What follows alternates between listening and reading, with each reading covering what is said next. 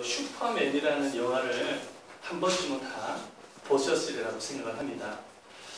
이 슈퍼맨의 주인공 이름이 바로 크리스토퍼 리브라는 사람입니다. 그런데 이분이 말이죠, 1995년도에 어떤 곳에서 촬영을 하다가 건물에서 떨어져 가지고 척추를 다치고 말았습니다. 그래가지고 전신마비를 앓게 되어졌어요.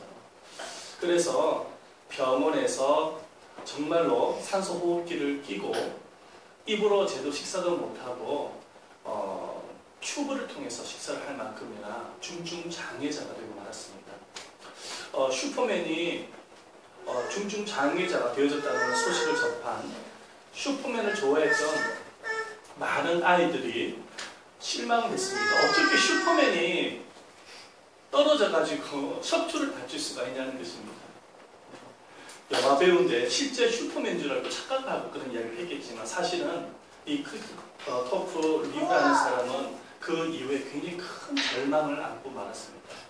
어머니께서 사고를 당했던 당일날에 아들을 위로하기 위해서 병원에 왔는데 어머니에게 그런 이야기를 했다고 합니다. 어머니, 저는 이제 소망이 없습니다.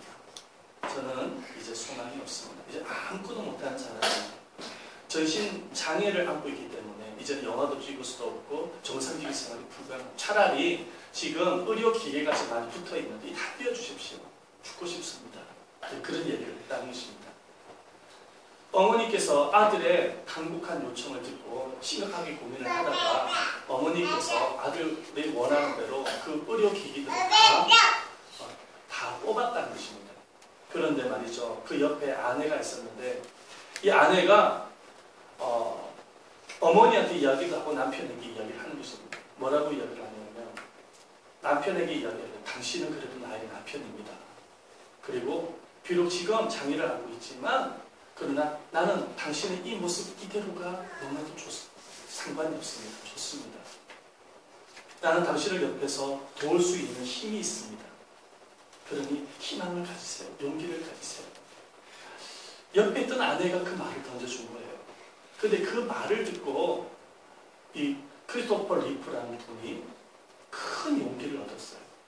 그래서 이제는 장애를 앓고 있기 때문에 영화 배우의 삶은 끝이 났지만 그 이후에 가정의 가장으로서 남편으로서의 역할을 감당을 하면서 행복하게 살았다는 것입니다. 여러분, 누구든지 인생을 살다 보면은 여러 가지 고난과 시련과 절망을 만나게 되십니다. 그런데 말이죠.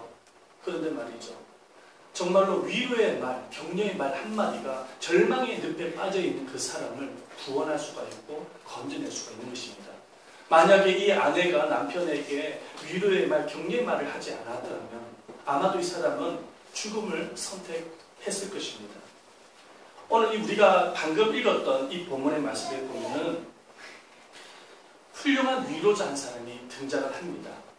정말로 절망 가운데 있었던 사도 바울에게 사도 바울에게 큰 위로자가 되어져서 이 바울이 나중에는 훌륭한 전도자가 될 수 있도록 이끌었던 사람입니다. 이 사람의 이름이 누구냐면은 바로 바나바라는 사람입니다. 오늘 우리가 이 바나바에 대해서 오늘 본문을 통하여 여러분과 함께 말씀을 나누고자 합니다. 바울이 부활하신 예수님을 만나고 난 이후에 바울에게 찾아온 것은 뭐냐면 고난과 시련이었습니다. 바울이 부활하신 예수님을 만나고 난 이후에 마음이 뜨거워지니까 사람들이 많이 몰려 있었던 각각의 회당마다 다니면서 복음을 증가하기 시작했습니다. 그런데 많은 유대인들이 바울이 복음을 전하는 모습을 보면서 충격을 받고 말았습니다. 그 이유가 뭐냐면은 사실은 이 바울이라는 사람은 어떤 사람이었냐면 유대인의 수장으로서 그리스도인을 핍박했던 사람이었습니다. 교회를 핍박했던 사람이었어요. 그런데 이렇게 교회를 핍박했던 사람이 정말로 예수님을 만나서 복음을 증거하는 모습을 보면서 깜짝 놀란 것이죠. 어떻게 핍박했던 사람이 저렇게 복음을 전할 수 있냐는 것입니다. 유대인들이 복음을 듣기를 싫어했던 부분도 있지만 이 유대인들은 사도 이 바울이 복음 전하는 모습을 보면서 저 사람이 우리를 배신한 것 같다라는 생각을 가졌어요. 그래가지고 바울을 죽이려고까지 했습니다. 그래서 성경에 보면은 바울을 죽이기 위해서 성문에 밤낮으로 잠을 자지 아니하고 바울을 잡기 위해서 지켰다고 말씀을 하고 있습니다. 그 말씀이 어디 있는지 한번 보겠습니다. 자, 그 말씀을 우리 24절 말씀 한번 읽어보겠습니다. 24절이죠? 24절 성경을 잠시 한번 보겠습니다. 시작! 그 계교가 사울에게 알려지니라. 그들이 그를 죽이려고 밤낮으로 성문까지 지키거늘. 바울을 죽이기 위해서 밤새도록 지키는 것이지. 한번 상상해 보시기를 바랍니다. 바울을 죽이기 위해서 수많은 유대인들이요, 성문을 지키고 있다고 상상해 보십시오. 얼마나 큰 절망이겠습니까? 그런데 이 바울에게 닥친 이 유대인들로부터 받게 되어지는 이 핍박과 고난도 고난이겠지만은 바울에게 한 가지 더 큰 고난이 또 있었습니다. 그 고난이 무엇이냐면은 불신자였던 유대인들로부터 받았던 고난이 아니라 이번에는 그리스도인들로부터 받게 되어진 고난이 있었습니다. 이 바울이 유대인들이 자기를 죽이려고 하였지만은 정말로 하나님께서 그 교회의 제자들, 몇몇의 제자들의 도움을 통하여서 밤에 성문의 광주리를 타고 도망하도록 하나님이 바울을 보호하십니다. 이 바울이 밤에 자기 피신을 하면서 정말 안전하게 갈 수 있는 곳은 예루살렘 교회밖에 없었다고 생각했습니다. 그래서 제자들이 있는 곳, 성도들이 있는 곳에 정말로 피신을 하게 되자면은 이제 그곳에서 안전하게 보호를 받을 수 있다고 생각을 한 것입니다. 그래서 예루살렘 교회로 가게 되어졌는데 이게 웬일입니까? 바울이 예루살렘 교회에 피신해서 가게 되어졌는데 이 예루살렘 교회 성도들이 이 바울을 보자마자 거부감을 느낍니다. 두려워하면서 거리감을 두는 거예요.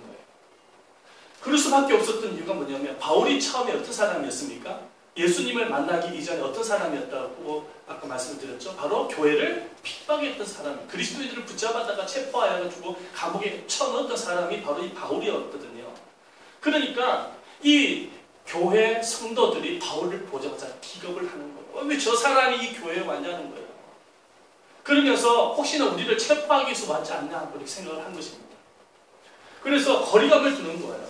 이 바울이 제자들을 만나서 교제하고 사귀고자 이렇게 노력을 하였지만은 이 제자들은 바울을 거부하는 것입니다. 우리 말씀을 한번 볼까요? 말씀을 한번 보겠습니다.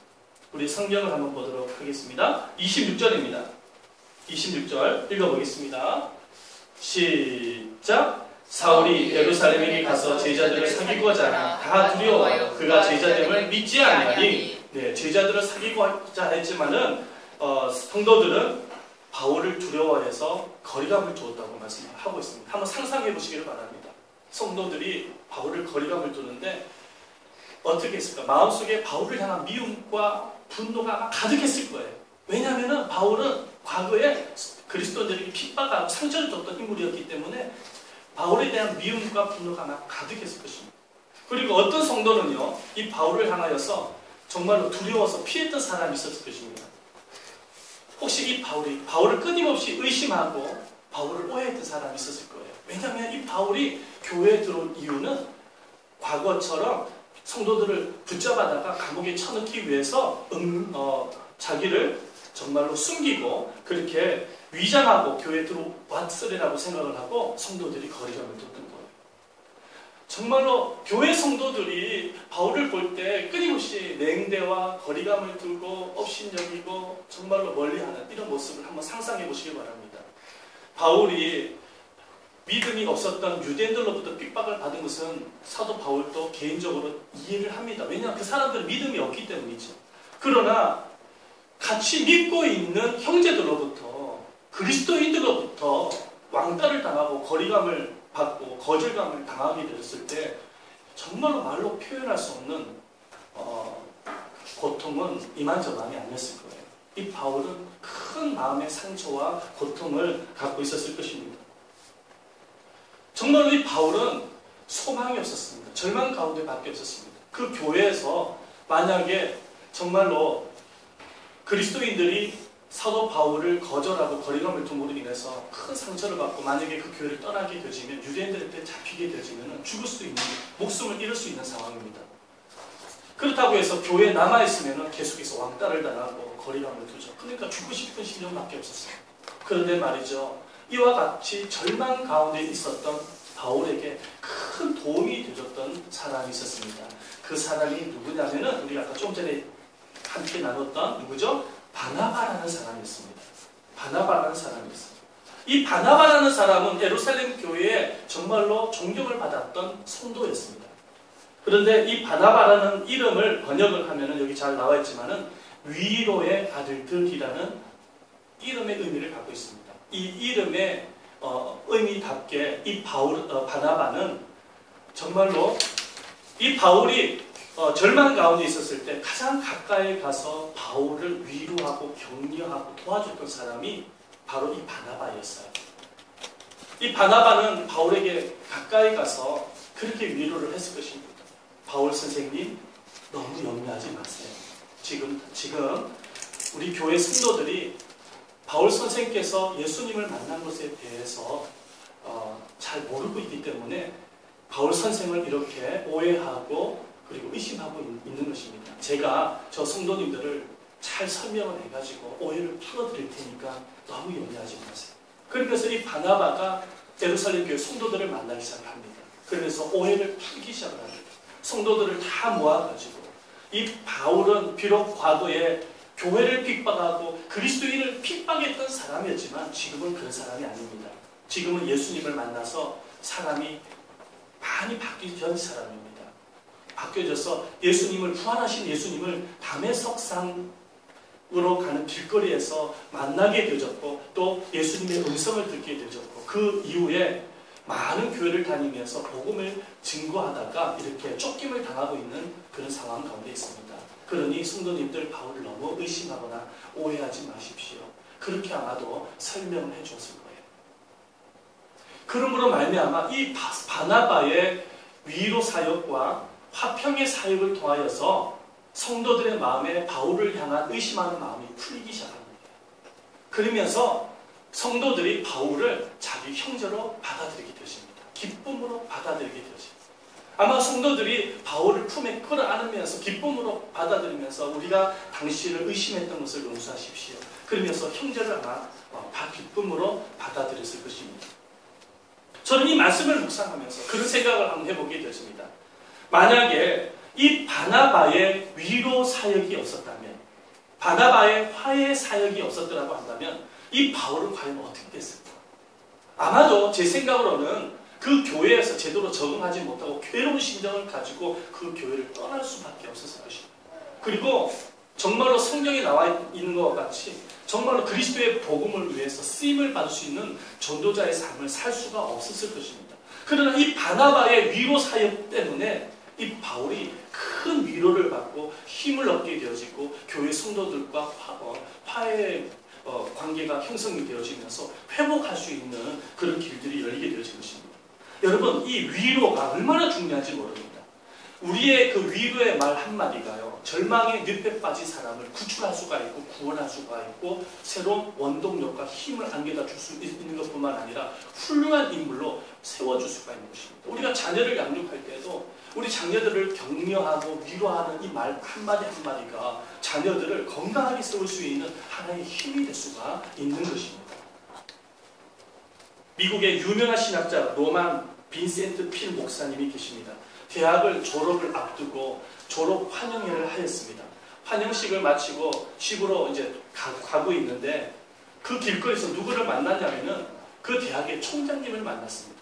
근데 대학 총장이 이 필 목사님에게 어깨를 두들겨 주면서 그런 말을 하는 것입니다. 여보게, 나는 자네를 참 좋아하네. 그래서 평소에 눈여겨보았었는데 자네는 참으로 소질이 많은 사람이야. 장차 큰 인물이 될 것에 내 말을 명심하게. 총장이 어깨를 두들겨주면서 그 학생에게 그런 이야기를 해줬다는 거예요. 그래서 이 필 목사님이 집에 왔는데 총장님이 자기에게 이야기했던 그 이야기가 잊어버리지 못하는 거예요. 마음에 새기게 되어져요. 자꾸만 생각이 나면서 그 말이 힘이 되는 거예요.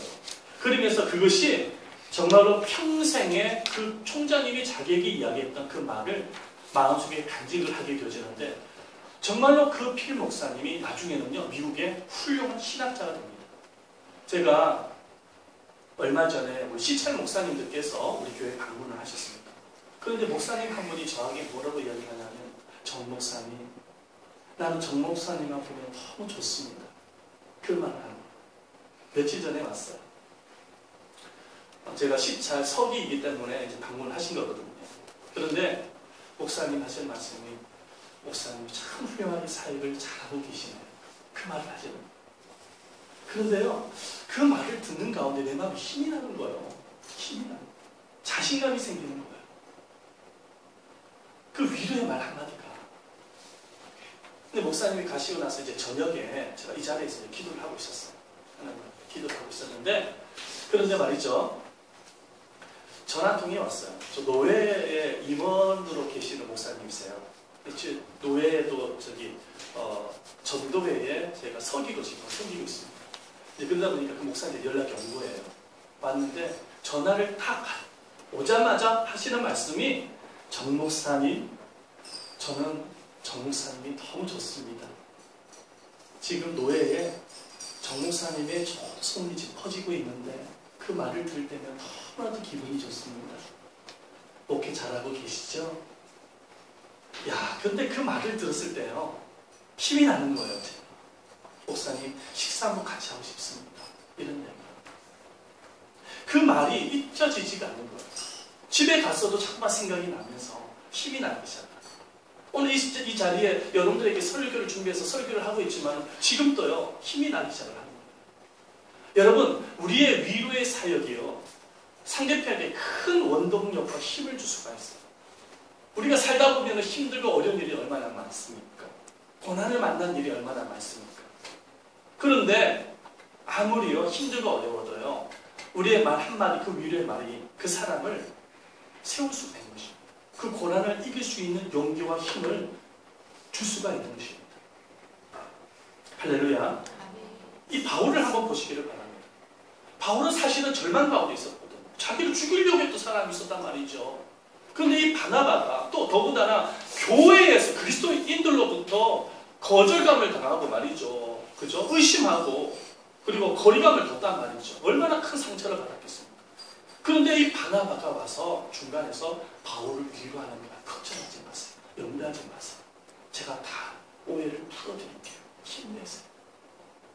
이 바나바의 위로 때문에 바울이 살아나기 시작을 하는 거예요. 그리고 교회 성도들과 정말로 친밀한 관계, 화해 사역이 일어나고 있는 것을 볼 수가 있습니다. 얼마나 성도들과 친밀한 관계를 맺었든지 완전히 늘 함께 생활을 하고 함께 동행하는 모습을 볼 수가 있습니다. 우리 28절 말씀 한번 볼까요?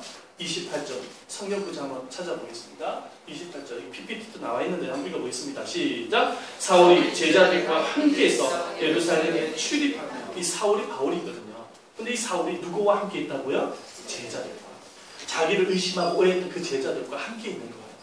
그만큼 친밀한 관계가 형성이 되신 거예요. 정말로 누구 때문에 이런 관계가 형성이 되었을까요? 바로 바나바의 위로 때문에 형성이 되어진 것입니다.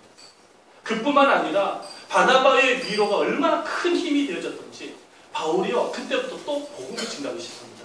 우리 한번 읽어볼까요? 29절 말씀 한번 읽어보겠습니다. 29절입니다. 시작. 또 주 예수의 이름으로 담대히 말하고 헬라파 유대인들과 함께 말하며 변론하니 그 사람을 죽이려고 힘쓰거든. 또 주 예수 이름으로 뭐 했다고요? 담대히 말했다는 거예요. 정말로 이 바나바의 위로 때문에 큰 용기를 얻은 이 바울은 또다시 주의 복음을 열심히 증가하는 사람으로 전도자로서의 사명을 감당하는 모습을 우리가 보게 되십니다. 그리고 나서요, 이 위로 사역으로 말미암아 교회가 든든하게 세워져 가고 있는 이런 모습을 또 한번 볼 수가 있습니다. 우리 31절 말씀을 한번 보겠습니다. 31절입니다. 시작. 그리하여 온 유대와 갈릴리와 사마리아 교회가 평안하여 든든히 서가고 주를 경외함과 성령의 위로 진행하여 수가 더 많아지리라. 온 유대에 있는 교회들, 그리고 갈릴리에 있는 교회들, 사마리아의 교회가 평안한 가운데서 세워져 가고 있다고 말씀하고 있죠. 그 이유가 뭐냐? 그때 당시에는 핍박이 많았던 시대입니다. 교회에 핍박이 많았던 시대예요. 그러니까 정말로 이 바나바가 바울을 위로했듯이 교회가 성도들을 서로 위로하는 사역을 했다는 거예요. 서로 위로하면서 격려하면서 이 어렵고 힘든 이 고난의 시련을 잘 극복해 나가게 되어지고 결국엔 주의 복음을 증거하게 되어지면서 정말로 교회가 든든하게 평안한 가운데서 세워져 갔다라고 말씀을 하고 있는 것입니다. 그러므로 여러분, 선교 현장이든지 교회이든지 간에 물론 바울과 같은 사람이 필요하지만 사실은요, 바울보다는 바나바 같은 사람이 더 필요합니다. 제가 어떤 선교사님으로부터 들은 이야기입니다만은 선교사님이 그런 이야기를 합니다. 뭐라고 이야기를 하냐면은 선교 현장에는 바울 같은 공격적으로 복음을 증거하는 이런 사람도 사실은 필요하지만 사실은 바나바 같은 사람이 필요합니다라는 그런 말을 들은 기억이 납니다. 그 이유가 뭐냐면은 선교 현장에는 가장 힘들고 어려운 것이 무엇이냐면은 물론 복음 증거하는 것도 힘들겠지만 사실 이보다 더 힘든 것이 뭐냐면 팀 목회, 팀 사역을 하는 선교사님들과의 관계가 가장 어렵다는 이야기를 제가 많이 들었습니다.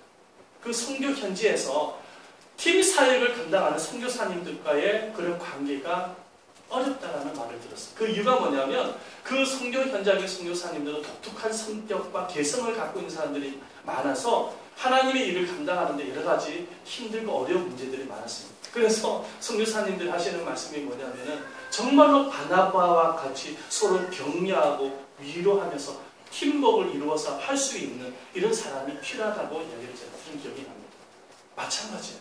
교회 안에서도 마찬가지입니다. 정말로 성도들이 바나바와 같이 서로 위로하고 격려해 나가게 되었을 때 성도들이 힘을 얻어서요, 정말로 더욱더 기쁜 마음으로 이 어려움을 이겨나가게 되어지고 그리고 복음을 위해서 쓰임받을 수 있는 사람이 될 수 있다는 것입니다. 자, 바울을 계속해서 한번 보십시다. 이 바울이 정말로 바나바의 위로 사역으로 말미암아 힘을 얻어가지고 복음을 증거하는데 말이죠. 복음을 증거하는데 또 큰 위기를 만나게 되었어요. 어떤 위기를 만나게 되어졌냐면 헬라파 유대인들에게 복음을 전하는데 헬라파 유대인들이 정말로 바울과 논쟁을 하기 시작하는 거예요.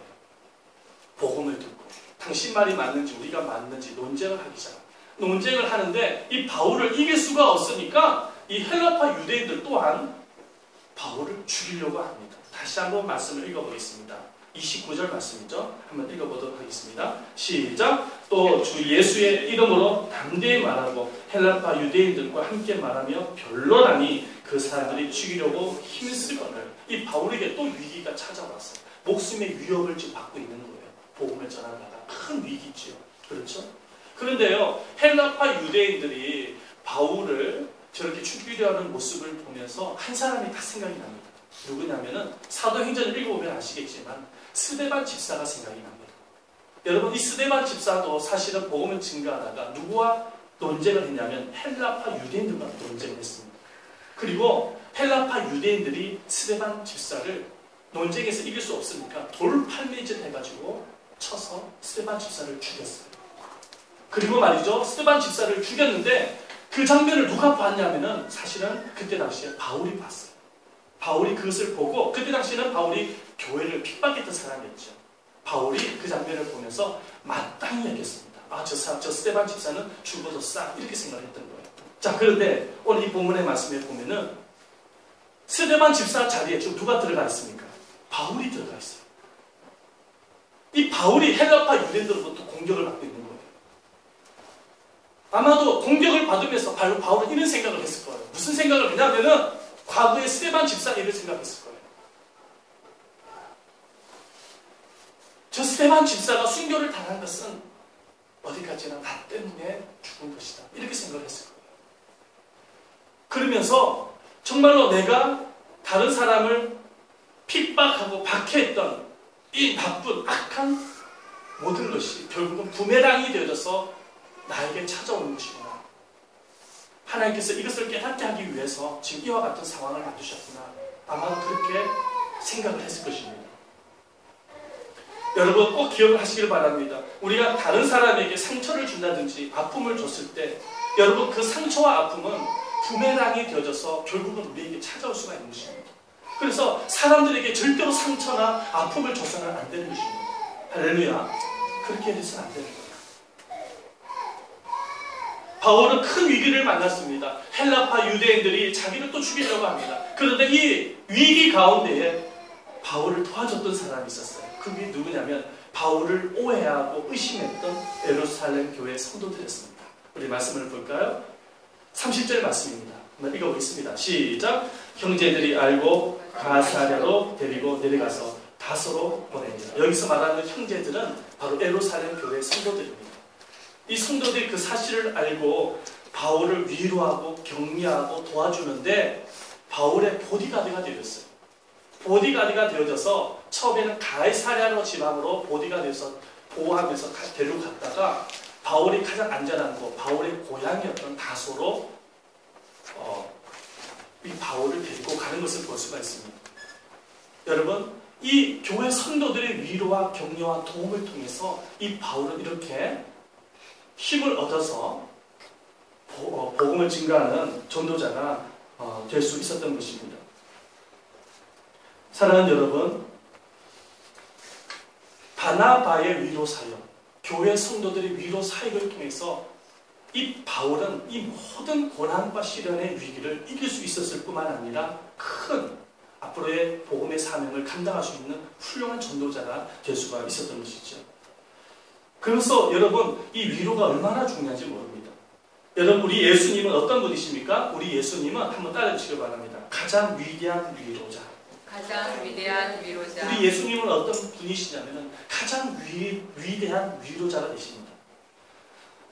예수님에 대해서 사도 바울이 이렇게 고백을 합니다. 뭐라고 말씀을 하고 있냐면은 우리 말씀 한번 보겠습니다. 고린도 후서 1장 4절 말씀, 사도 바울이 이렇게 이야기합니다. 읽어보겠습니다. 시작. 우리의 모든 환난 중에서 우리를 위로하사 우리로 하여금 하나님께 받은 위로로서 모든 환난 중에 있는 자들을 능히 위로하게 하시는 이시고. 예수님을 어떻게 소개를 하고 있냐면 바울이 위로자 계신 하나님으로 소개를 하고 있습니다. 예수님도 산산수훈을 통하여 제자들에게 설교를 하시는데 이렇게 이야기를 하십니다. 마태복음 5장 4절 말씀 한번 읽어보겠습니다. 시작. 예통하는 자는 복이 있나니 저희가 위로를 받을 것이며. 하나님은 어떤 분이시냐면, 예수님은 어떤 분이시냐면 우리가 이 세상의 삶을 살아갈 때 고통을 당하게 되었을 때, 어려움을 만나게 되었을 때 가장 가까운 곳에서 우리를 위로하신 분이라고 설명을 하고 있어요.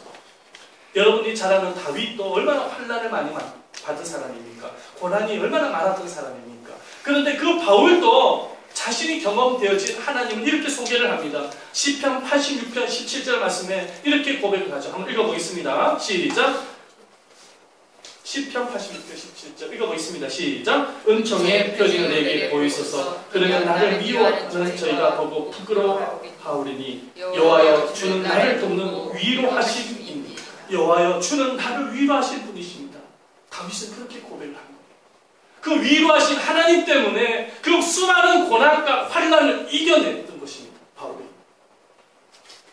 여러분, 혹시 이 자리에 여러분들 중에서 말로 표현할 수 없는 그런 어려움과 아픔과 고난을 갖고 계신 분이 계십니까? 기억하십시오. 여러분들의 아픔을, 여러분들의 고난을 가장 힘이 되어주시는 분은 위로자 되신 우리 주 예수 그리스도십니다. 그분은 여러분들 가장 가까운 곳에서 여러분들을 위로하고 계시는 것입니다. 티소트라는 프랑스의 아주 유명한 화가가 있었습니다. 이 사람의 그림은 어떤 그림이냐면 주로 프랑스에 있는 사회적인 삶을 살고 있는 여성들을 많이 그렸던 화가였습니다. 프랑스에 보면 부유하고 교양이 많고 신앙이 좋았던 여성들이 많았거든요. 근데 그 여성들은 대체적으로 보면은 교회에서 합창단을 꾸려가지고 합창을 많이 했던 여성들이었는데 하루는 말이죠, 이 티스토가 그 합창을 하고 있는 여성을 그리기 위해서 교회에 방문을 하게 되었습니다. 여성들이 합창을 하는데 티스토는 붓을 들었습니다. 그 여인의 그림을 그리기 위해서.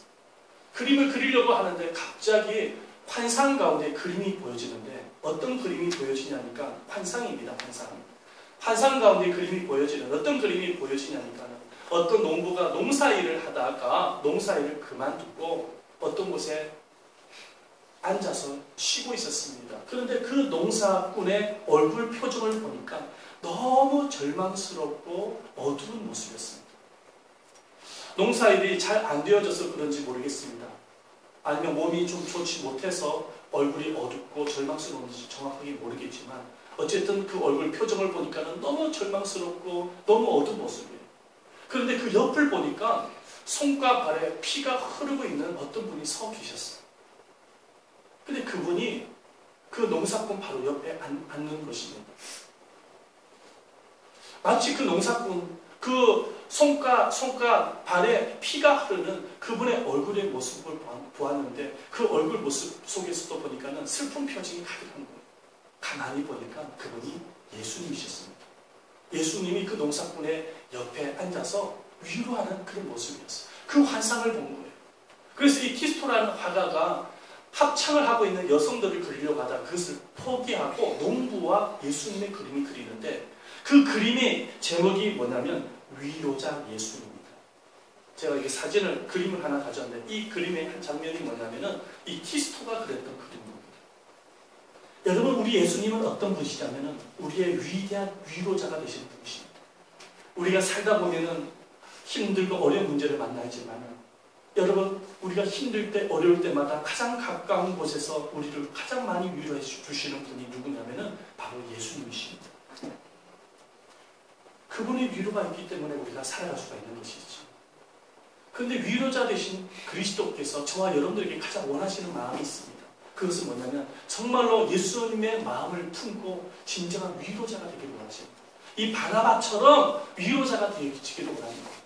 우리가 정말로 위로를 할 때에 여러분, 우리의 가정이 회복이 일어납니다.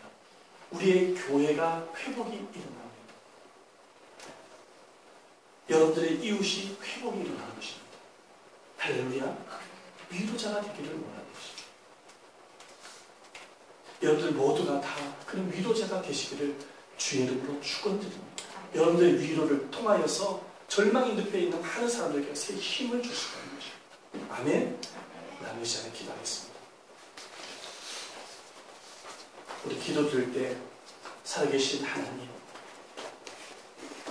예수님의 마음을 품고 진정한 위로자가 되게 도와주십시오. 가장 가까운